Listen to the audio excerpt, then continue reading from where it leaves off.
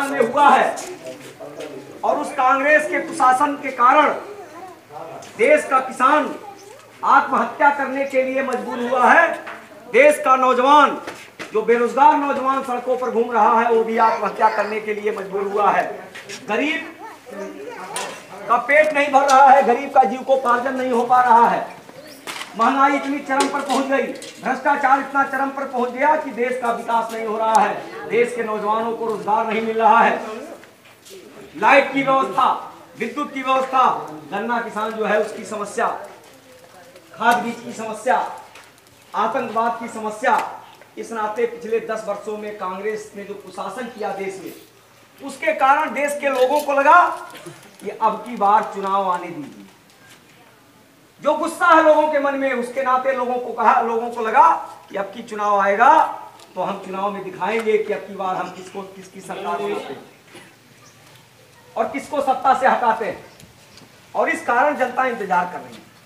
अब वह इंतजार की घड़ी आपके सामने आ गई और जब चुनाव समय से आता है तो पिछले 5 वर्षों में जो कुशासन कांग्रेस और सपा बसपा ने किया है, मैं बार बार सपा बसपा को इसलिए जोड़ रहा हूं कि केंद्र की सरकार ने जो किया है, उत्तर प्रदेश की पिछली सरकार और वर्तमान सरकार ने जो किया है, इसमें कोई अंतर नहीं कर सकते, सब एक है। हम लोग नारा भी लगाते हैं, सपा बसपा कांग्रेस आई, चोर चोर मौसेरे भाई। और आप देख भी रहे हैं कि यहाँ वोट मांगते हैं कांग्रेस की आलोचना करके, बसपा की आलोचना करके, सपा की आलोचना करके, सब आपस में एक दूसरे की आलोचना करते हैं, लेकिन जब जाते हैं जीत करके तो आपके वोटों का सौदा करते हैं कांग्रेस से, आपके वोटों की नीलामी करते हैं कांग्रेस से। ट्रेन में बैठने के बाद नेताजी फोन करते हैं सोनिया जी को कि हमारे 10 सांसद आ गए, हमारे 14 सांसद आ गए, अब आप इसकी कीमत क्या होगी। उनको इसकी चिंता नहीं है कि देश के नौजवानों को रोजगार देने वाली सरकार चाहिए, देश से महंगाई दूर करने वाली सरकार चाहिए, देश का विकास करने वाली सरकार चाहिए। उनको चिंता है कि कैसे अधिक से अधिक पैसा ले लिया जाए, कैसे जो हमने भ्रष्टाचार किया है उसकी जांच न होने पाए, नहीं तो भ्रष्टाचार की जांच होगी तो हम जेल में चले जाएंगे।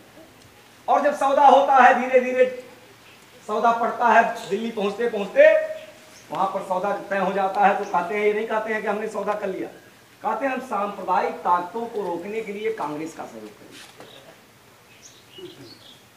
तो इसीलिए मोदी जी ने कहा कि हमको कांग्रेस मुक्त भारत बनाना है। देश के किसानों, मजदूरों, नौजवानों से उन्होंने अपील की कि हमको कांग्रेस मुक्त भारत बनाना है और कांग्रेस मुक्त भारत तभी बनेगा जब कांग्रेस को आप वोट नहीं देंगे। साथ ही साथ उन्होंने कहा कि अगर आप चाहते हैं कि आपके बेटे को नौकरी मिले, उन्होंने कहा अगर आप चाहते हैं कि आपके गरीबों की थाली में ठीक प्रकार से भोजन मिले, अगर आप चाहते हैं महंगाई कम हो, अगर आप चाहते हैं आपके यहाँ अच्छी सड़कें बने, गैस घर घर उपलब्ध हो, आपके क्षेत्र का विकास हो, छात्रों को अच्छी शिक्षा मिले, देश ताकतवर बने, देश से आतंकवाद समाप्त हो, तो आपको कांग्रेस मुक्त भारत बनाना पड़ेगा, क्योंकि कांग्रेस इसकी पर्याय है। यही सब कांग्रेस करती। और इसीलिए उन्होंने कहा कि कांग्रेस को केवल वोट अगर आप नहीं दिए तो कांग्रेस मुक्त भारत नहीं बनेगा। कांग्रेस के साथ साथ अगर कांग्रेस मुक्त भारत आप बनाना चाहते हैं तो आपको संकल्प लेना होगा कि कांग्रेस